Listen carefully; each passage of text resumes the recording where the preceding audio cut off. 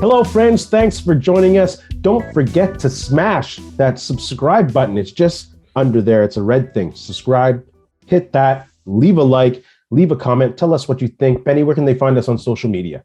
Yeah, you can find us on Twitter, Facebook, Instagram, and TikTok. Oh, Ray Benny Sports. Check us out. good old TikTok. We got CFL predictions. Playoffs are at hand. We got a couple CFL hot topics. A little embarrassing. We got some NFL talk. We got some NHL talk. We got the first NHL Canadian power rankings of the season, but definitely not the last. But let's get into the CFL playoffs. We've been waiting for this all year with these power rankings. We're done with that. Winnipeg was number one all season long, but they get the bye week this week, along with Toronto. Let's start off with the Eastern matchup, Hamilton and Montreal. How do you see that one shaking out? Yeah, 3 more weeks left of the season, eh? It's getting exciting now. This is what they worked for all season. Yeah. I'm giving the edge to Montreal. Being at home, they have the sturdier of the two QBs, and Trevor Harris, Dane Evans. You don't know what you're going to get with Dane Evans. After that Bomber game, we watched that Bomber game and we're like, wow, is Dane Evans back? Yeah. And then he proceeded to throw 1 TD and 3 interceptions to finish off the season, right? So he was back. Yeah, exactly. Not the good one. So I'm going to take Montreal. This one was hard, just like all the other Eastern Division matchups from week one to find, couldn't figure these ones out. I couldn't figure this one out. So I'm just going to go on the momentum at the end of the season. Since playing the Ticats in week 16, the Owls have been the model of inconsistency, trading a win for a loss. And in the meantime, Hamilton has won 4 in a row, not beautifully, not amazingly, against weaker teams as well. But I think that momentum at least has the team gelling and moving in the right direction. So I will take Hamilton in the playoffs, battle playoff-worn Hamilton Tiger Cats to win in Montreal. It's amazing to think of the type of season that Hamilton even had this year, that we're even discussing them in a playoff game right now, right? I know. Playoffs. Playoffs. And one of us even picking them to win. It's just like, they shouldn't be there, after the type of season they had, but the way the league was, it worked out in the end for them. Yeah, this could be like a, you know what? Nope. I'm not going to talk about that season right now. Not going to talk about it right now. Let's go to the West, though. We got Calgary visiting BC. BC opening up the upper deck for this playoff game. Right, we got Sarah McLachlan singing the national anthem. The anthem, yeah. I love what that owner's doing. He got some excitement back into the city. But for me, I'm going to take Calgary on the road. Most of their games were really close this year. There was like 140, one that went into overtime. But I think Calgary has the O-line, and I think they'll run the ball all over BC and keep their offense off the field. And I think their offense is a bit disjointed. But that's my thought. Calgary on the road. I'm going to pick BC. But again, I feel like it'll be a close game. It can go either way. I think being in the dome in BC definitely helps BC out, because as we just saw, Calgary got a good dump of snow. And that would definitely favor that Calgary run game. That Calgary O-line has been awesome. So BC's got to figure out a way to get to Meyer and make him make some bad throws, be the guy that he's kind of been over the last few weeks, where he's throwing interceptions and he's not looking as polished as he was, right? Mm-hmm. Biggest factor is Rourke, man. Is he back? Is he going to be able to move? That Calgary D is no slouch either. Yeah. Well, like you say, Meyer hasn't looked sharp, and I think that's why they'll lean on Kadeem Carey in the running game. The best running game in the CFL, averaging 130-something yards a game. That's what I think will happen. Probably. I think it'll be an exciting game. Yeah, and they have Dickinson. Dickinson's a veteran coach, who rumors are that Huffnagel might be leaving after this year. Where's he going? Like the coach again? Back to the Giants, maybe. The New York. He was with the Giants back a long time ago. Yeah, I can't remember that for sure. The Jags. Anyways, check that out, fans. Put the answer there. Where was John Huffnagel in the NFL? Giants, Jags, I'm sure other places, any which way. There's the CFL playoffs for you. In the East, I have Hamilton. Benny has Montreal. In the West, I have Calgary. Benny has BC. I got away. He got home. Whew. Okay. Yeah. Let's do into the hot topics. Benny, I'd like to inform you that you've been selected for the CFL Western All-Star Division. Yes. Or All-Star Division for the West. Yeah, how do you like that? Yeah, fantastic. Great accomplishment. I knew I could make it there one day. Yeah, here's the bonus money, bro. No, thanks. Wait. Oh, what? sorry. We made a mistake. We didn't know what the F we were doing. So you're actually not on the All-Star team. Imagine if that would happen in the CFL. That's BS. It did happen. I know. How disappointing. What an embarrassment for the league. For a league that is pining for credibility and attention, this is just it's damning. It's damning. A failure at league level again. Yeah, I mean, and their explanation for it is, a further examination revealed error was made in tabulation and weighing of votes. But how many times would you have looked over this, and did you not look over it is the question before you even released it, right? I don't think one set of eyes was the only thing looking at this list and going, oh yeah, everything looks good. And if these guys were any CFL people or they watched the game, they probably could have looked at some of these players and go, oh yeah, he's not an all-star kind of thing. How did he win over that guy kind of? What? Yeah. So Andrew Harris made the all-star team. Yeah, the guy played half a season, man. Yeah. And wasn't he? But it didn't end up being. No, it's not like it was Rourke who still had 25 TDs. It's not like Harris was yards ahead of everybody or anything like that. Like he wasn't. He shouldn't have been an all-star. Maybe over the season he does, but even Winston Rose ended up getting in, and he didn't have the greatest of seasons either, right? No, there are other DBs on the Bombers that were more deserving of that. Yeah. This is crazy. How embarrassing for the CFL. Like, we're a month away from the Grey Cup. A team just lost last week from a Rouge and didn't have the opportunity to take it out of the end zone. So automatic win by penalty of a missed field goal. They still haven't announced a halftime performer for the Grey Cup. Just this league is run like a clown show. Unfortunately, it's my favorite league in the world, but it's run like a clown show. Yeah, that's a disappointing thing. You had Randy Ambrosi, right? He used to play in the league, been around for a while. You're hoping he could change it around, and it looked promising for him at the start, but it's been off the rails for the last little bit. And it's probably time to look at him maybe stepping down, and it's not just this, it's not this mistake. It's other ones, and they've all added up. Labor strife. Yeah, like there's just too many issues that are happening, and the league's not growing. No, right? I mean, it's not. We were still going over the maritime expansion, which probably isn't going to happen. You got teams struggling to get fans in the stands consistently, and the marketing just wasn't there this year. And how much money have they spent on trying to do this international brand and having international players other than Hansen and what's his name again? Not Mazzuto. For Mauro for the thank you, Maruno. Yes. Maruno. Who can you name as an international player that's awesome? Yeah, can't. That was such a waste of time and resources. Yeah, and the funny thing I've seen throughout the season is this, people complaining about the CFL Twitter account, which doesn't really tweet very much between games or during games. It's like, get somebody in there, get them tweeting during games, especially there's been some wicked games this year, right? Yeah. And you could have built a little bit of that. And I see sometimes that the fan base in the States is actually growing. ESPN has been showing a lot of games this year. Yeah. So build on that. Get that ball rolling, but then stuff like this happens. Get some American celebrities to back the game.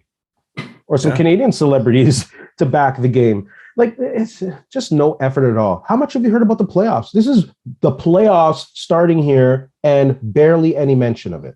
Yeah, it's Friday tomorrow. The week, games are in a couple of days. There's nothing. Yeah, Randy Ambrosi has to go, and he's a Winnipegger too. Yeah, it's time for some new ideas up there. Oh yeah. Good news though. Well, good news, bad news. Bombers aren't going to be hosting the 2024 Grey Cup, but BC is hosting it. It's good for them with their new owner getting that Grey Cup, and hopefully they'll have a good team and be competitive and fill that stadium up. Because they do have some forward momentum in BC. Yeah, and if they still got Nathan Rourke at that time, they'll definitely be contending for that championship and being able to possibly play at home. Absolutely. I'm assuming then Winnipeg will end up getting 2025. We'll see. Hopefully. We'll see. Yeah. It would make sense. Yeah. Like Calgary just had one. Winnipeg won Saskatchewan right now. Edmonton just had one too, right? So it's time. It is. So congrats to the owner of BC. He's been doing a great job with the Lions. Yeah. So far, so good. The season turned out good for them. Hopefully, they can fill up as much or all of that upper deck as possible. So let's talk about a bad owner and go to football south of the border with Daniel Snyder. Clown show. I'm glad that he's thinking of selling the team. About flipping time, really. This guy's been a black eye on the league for a long time. I mean, obviously, a lot of owners have given the league black eyes here and there. It's not just him, but he has been probably the worst or one of the worst. And it's good to see that team hopefully get sold and taken out of his hands and given to someone else. Sold fully. There's no minority stake. Yeah. Who would want to buy a minority stake with that clown? No, that's something you're just attaching your name to next to some clown. Exactly like you say, man. The stuff he's done and the way he's dealt with that franchise over the years, so it's good. Hopefully it happens quick and he's out of there. He's got to sell it. But the thing is, now that he's selling it, I wonder if he's just going to drop some shit on the league that really puts the integrity of the league at question, not just morally or philosophically, but financially. If he has dirt on that league and he sells a team, I can see him being bitter and trying to tank that league by some nasty info.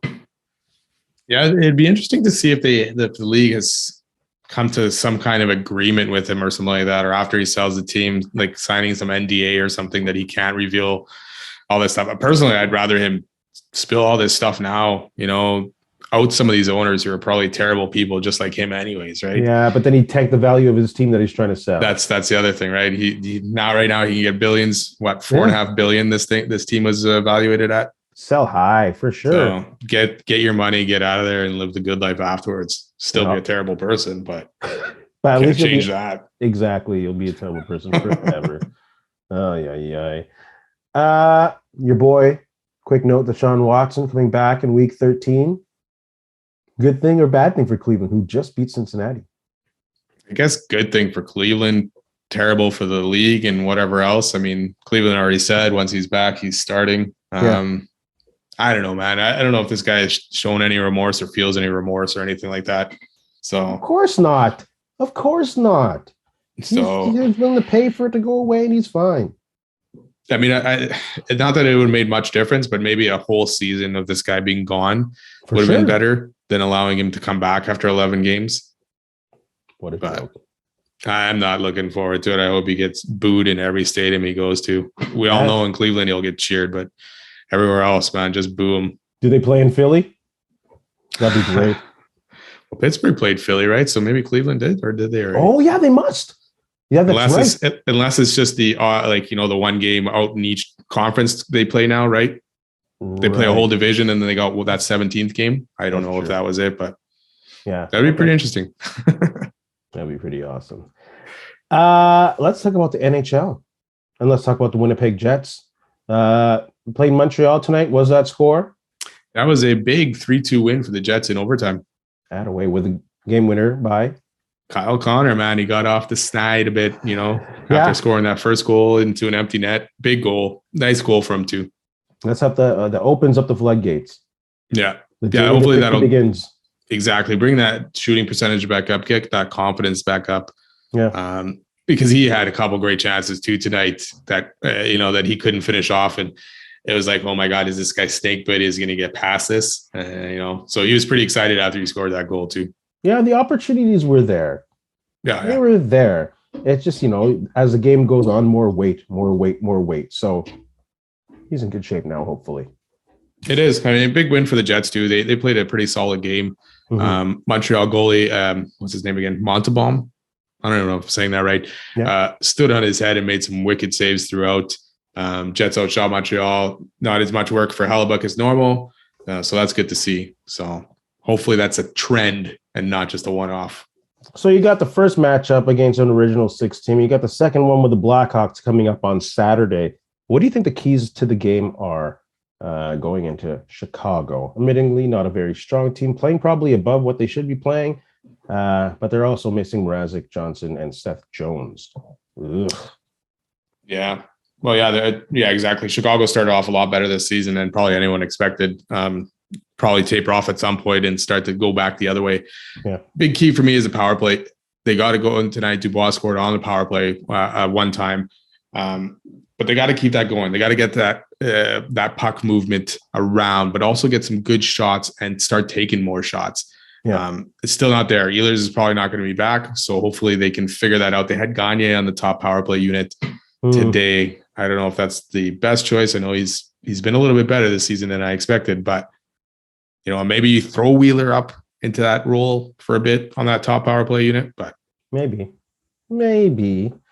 I think they just need to be more consistent and do it for a full 60 minutes. They need more games like they played against St. Louis. That's the game that we're going to remember pretty much for the rest of the year. Yeah. It's either that's a game that showed what they can do and they got better at it, or that's the game there they maxed out at what they can do and they just can't do that. But if they can be consistent and play a full 60, like Bonus says, the results will be there. Yeah, that's true. That's a big thing, because they've played periods here and there. That one game against St. Louis, really good. And then they, like even last game in overtime, they looked good for a bit. And then they got tired against Vegas there in overtime, and Scheifele stopped chasing his guy, right? So it wasn't a full-time effort there. Yeah. So hopefully they can get that going, and that'd be nice to see. Third key to the game? Defense. I mean, we've talked about it, that Vegas game. They held Montreal pretty good in check tonight, not too many shots. Yeah. Even in Chicago, they can't allow Patrick Kane to get loose, and Chicago taking 30 plus shots. So hopefully they get that team D, not just their D, playing well. And you got guys back checking, Scheifele back checking, and they continue to build with their defense. That 33 shots on Hellebuck a night. That's not cool. Like 3 or 4 times it went over 40 shots. Yeah. And they have to play more physically or better physically in their own zone. I know they're not a big defense. They're not going to bully anyone around, but they got to be on people and they got to force turnovers and they got to be more confident in their own zone, because they're not. They're not. Yeah. They only allowed 22 shots tonight. That's good. So that's a good start. Montreal's not the strongest team offensively either. So no, it's good. You can't let them still get 30 shots, even if they're not offensively up there with the rest of the league, but good start. See if they can build on it. They got some injuries now. Morgan Barron's out 4 to 5 weeks with wrist surgery. So Ehlers is not back yet. Harkins got called up because there's a few guys dinged up. So we'll see. Hopefully they came out clean tonight and can go into Chicago feeling healthy. That was one of the things I mentioned early in the year. Like they're 5 games off of being a playoff team, and they missed. I think they led the league in starter games missed. So that's not a good thing. No, and they don't have the depth, right? We talked about defense depth, but even the forward depth, they got their top 6.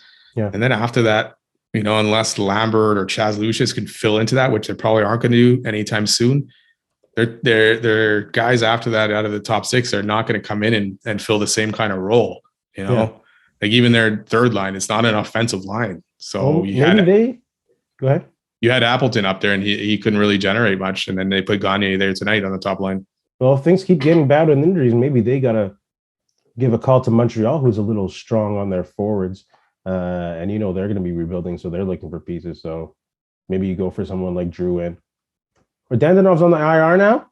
Yeah, he just got put on there. Or maybe Dandanov when he gets back, if he gets back, because they'll be looking to shed some forwards as the weeks go on. Yeah, and they definitely need someone, even if the guy plays generally on the third line, but he can fill into the top 6 when there's an injury, right? Yeah, you talk about defense. Your boy Heinola is not happy to be in the AHL. Oh, well, says his agent. Yeah, not a good situation. Whether he should be in the AHL, NHL, the guy's kind of probably got told, hey, this is what you got to work on going into next season. Worked on that. The guy just wants a chance. You kind of want him to say, hey, I want to be in the NHL. I'm tired of the AHL, for sure. Have that confidence. Get that. He just wants a shot.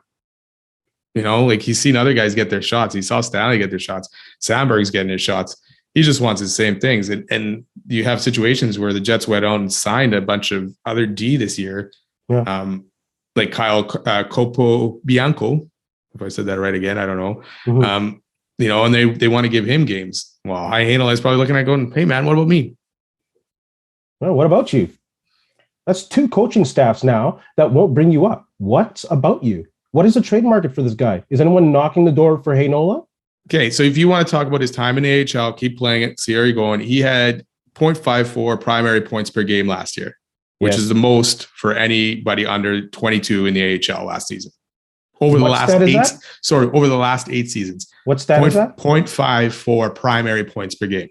But that's not the issue. Most. His issue has been, yes, I know it's defense, but he's not going to get better at defense unless he plays in those games. The AHL is going to always be different skill, different guys. You're not going to have all-stars or NHL all-stars or McDavids in there. Yeah. So the only way you're going to learn, and even if it's only 8 minutes a game in the NHL, that's the only way you're going to get better at defense. But if you can't play competent defense in the AHL where teams want to bring you up, where different coaches want to bring you up, why were they going to give that spot? But he is playing competent defense in the AHL. Well, if he's playing competent defense in the AHL, coaches would be calling him up.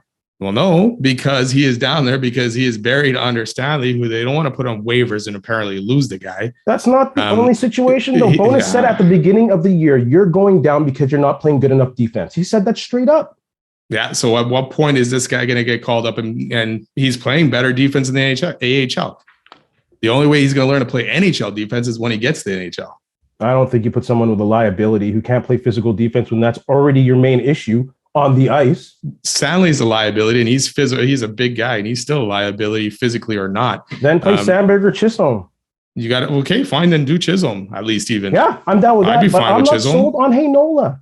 I think this is another Nick Petan situation where a lot of fans are hyped up for this guy, but he's not there for the game. We want to see the guy. At least Petagna eventually figured out, okay, this guy can't do it. Heinola hasn't got a chance. Will he get it soon? He's 22. He's probably looking at the NHL and going, okay, a lot of younger guys are coming in and playing earlier. They don't have to wait till they're 25. Look at the Kovacevic situation. That guy kept quiet, bided his time, kept, stuck to the moves all this time. And then at one point he just gets, sent down and waived, and he ends up in Montreal and he's playing. Yeah. So you have two different situations. Guy speaking out, guy biding his time, and it ends up the same way. So it did make sense. I think Heinola's a liability with his size, and the fact that when he gets pressured in his own zone, he's not good at that. Rick Bowness says, "Bro, explain to me Kovacevic then. You're not good at being pressured in your own zone." The guy's got to get better. At least Kovacevic has size that can make up for that. So then, why did the Jets get rid of him for nothing? Oh, I think that was stupid. I'm not saying that Kovacevic was a good move, but I'm saying Heinola does not belong on that defensive line. Heinola's got to get the chance, man. He's got to get the chance. At least give the guy 10. Get the guy 10 straight games and see what he can do, man. So he's not going to get it. He's just going to be disgruntled, and at some point, the Jets are going to have to end up trading him. Yeah, I think might as well trade him then. But that's a problem. So far, it's been quite a bit in this Jets organization of young guys wanting out. But the thing with trading him is you're not going to get anything for him. Well, he's not that good. You're going to get something for him. Not much. You drafted the guy in the first round. You're probably still getting at least a third rounder for the guy or something like that. But he's just going to rot down there and be disgruntled and go back to Finland. Okay. I don't see why being disgruntled means you get playing time in the NHL. I don't see what that means. The guy wants a chance. He wants a chance. Give the guy a chance. No one wants a chance if he's good. If you were always, at a lower job than you thought you could do, you wouldn't want to be there either. For sure. I get it. You're frustrated. You want to play in the big leagues. But if you're not good enough, you're not going to play in the big leagues. We'll find out if he's good enough or not, hopefully in the next couple years. He has time. But to me, this whole Jets defense is not good enough anyways to keep this guy down, probably. I just don't see what he's adding defensively to the team if you bring him up. I can see, he's good on the power play, but you don't bring in a young guy just to pay on the power play and be a defensive liability. That doesn't make sense, in my opinion. But Pionk sometimes a defensive liability. Who? Anyways, though. Who? Pionk. He's not always the greatest defensively either. So. Whoa. That's not even a good comparison. I'm not comparing the two, but I'm telling you, Pionk still makes mistakes, and he's been in the league a long time. Yeah, I agree. So does Morrissey. So does Dylan. They're not a very strong group. No. I'm glad that Schmitty talked to him on BAMS and tell him, hey, just hold on, bro. I think it's his agent. He did. He's like, just chill. I didn't get playing time till I was 22, 23. It's coming. But he was also undrafted. Yeah, and it's harder now because the defensemen back then waited till they're 25 till they're in the NHL, right? Younger guys are coming in all over the place, so it's harder to see that now. Well, if he's good, I hope he gets his shot. NHL. Let's hope he's good, right? Or the Jets are messing up big time in the draft. Well, that's the thing with Chevy. At least he's been okay at trades. He's been okay at trades. Yeah, but his drafted defenseman like Stanley in the first and Heinola now in the first, you got to hit one of those guys. Ooh, that was a reach. What was Stanley at 21? Drafted at 21? He was the second first rounder they had that year. 19? Yeah, somewhere around that range. And they also traded back up to get him. So maybe he'll be better someday. NHL Canadian power rankings. Let's start from the bottom to the top. Who do you got at 7? I got the Canucks. Vancouver Canucks, terrible start. They've won 2 in a row now. Maybe they're turning it around. I don't know, but they're still a bad team. Yeah, 8 losses in your first 10 games. That's not good. No, that's horrible. Like, they have a young core, but they have no money to sign any good pieces. They have zero room in the cap. They're done.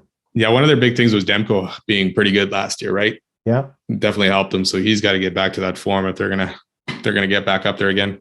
But I don't see the help on that roster. They're like a good 2-3 players from being a contender, and they have no money to sign players. And it's funny, that video where they have their fans calling for a rebuild, and they're not finished their first rebuild yet. They basically did a retool, right? Poor Bruce. Yeah, Bruce, there it is. Sorry, Vancouver. I also got Vancouver at 7. I got Ottawa at 6. I guess they're a fun team to watch. They got that great line that what's his name? Pinto, Giroux and DeBacLE playing on that line. They're fun to watch, but other than that, it's a bit shaky. So I have them at 6. Yeah, I got them there as well. Good young team. If they can do a challenge for the playoffs at least this year, that'll help. I think next year they'll be more of a force, but good young team, good young guys that they've signed to contracts too. So yeah. Who do you got at 5? I got the Montreal Canadiens at 5. Dang. It was kind of going to be between Winnipeg and Montreal, whoever won the game tonight. So I got Montreal at 5. I wonder if we have the same power rankings all the way through. I also have Montreal 5, Winnipeg 4. We just talked about Montreal. They just don't have they don't have the blue line at all to be competitive. And they have those surplus of forwards. So we'll see what kind of moves they'll be making. And I have the Jets at 4. Being consistently inconsistent. That has to be fixed. It can't all be on Helly right now. Well, it is on Helly right now, but moving forward. Yeah, Montreal 5. And then again, another team with young guys and good young offensive players that'll get better for Montreal. Winnipeg, number 4, like you say, not consistent. Hellebuyck so far helped them get most of their wins. Maybe the team helped them out for sure tonight in getting that win. But let's see in Chicago and then into next week, as long as they keep playing that tough style of play that Bonus is used to. I agree. And Bonus is back behind the bench. Yes. And we won't ask about his health. No, he's good. At number 3, I got the Toronto media going crazy after this 4-game losing streak, and everything's all right now after they beat Philadelphia in a spirited event. Toronto's Toronto, man. But they're at 3. Yeah, I got them at 3 as well. And it's always a fun time watching the media, the fans. It goes crazy, man, because it's been a long time since they won anything. Yeah, they're hurting. They're hurting. They don't like seeing that first round. No, now they were thinking they weren't going to make that first round. So yeah, premature. I like the end of that game though. That's one of those. As a former Leafs fan, I'll admit, I liked seeing that spirit at the end where they're protecting Austin Matthews, even though people are calling out Austin Matthews for not fighting. Come on, protect those hands.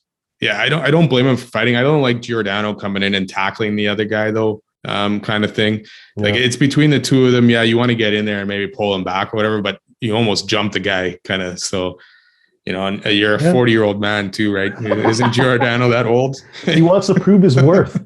He's like, yo, I got one more in me. Just hold on. Don't send me down to the A like you did Simmons. Oh, geez. Yeah, he's back down there, I guess, eh? Yeah. So, they're proving his worth. Maybe that's a good thing. So this will be interesting. 2 and 1. Who do you have at 2? I got Calgary at number 2. We matching up strong this week. Hot start to the season. They're kind of coming back down a bit. They lost to the Oilers on the weekend. Yeah. So, we'll see if they can turn it around. I think they're playing tonight, too. Yeah, Kadri is feeling it. On pace for 103. I don't think he'll get that 103. Markstrom is strong, but something about the Oilers gets to Markstrom. They're in his head, basically, right? Because even last year. Yeah, exactly. Something about the Oilers. We know it's McDavid and Draisaitl. Yeah, what was that thing that you tweeted out today? How many points those guys got in 10 43 games? points in 10 games. What? Is that? I'm like, is that even possible? What? Oh, that is crazy. Like, yeah, McDavid's already had 10 goals, I think, this year, right? Oh, so they're number one. Yes. They've gotten out of a funk. 7-3. Stuart Skinner's the man right now. McDavid's on fire. Yeah, they're they're good. Yeah, if Stuart Skinner can continue this play, or even Jack Campbell get to this type of play later on in the season, they'll be tough to beat. And that team defense, if that gets better, and you know it will under Woodcroft. He's a defensive-minded coach. It got better at the end of last year, and they went nuts. So, but it disappeared during the playoffs. They've shown though that even if a goalie or like Campbell's been pretty much terrible so far this year. In most games he's played, he's let in 4 goals at least, right? Yeah. But they've shown when he's in, they can score 6 to 7 goals. So it doesn't matter at the end of the day. Does that remind you of an Oilers team of the past? Yeah. One too many Oilers teams in the 80s. Slow down though, Edmonton. Yes. I'm just saying that point where if a goalie lets in a few, they'll score a couple more.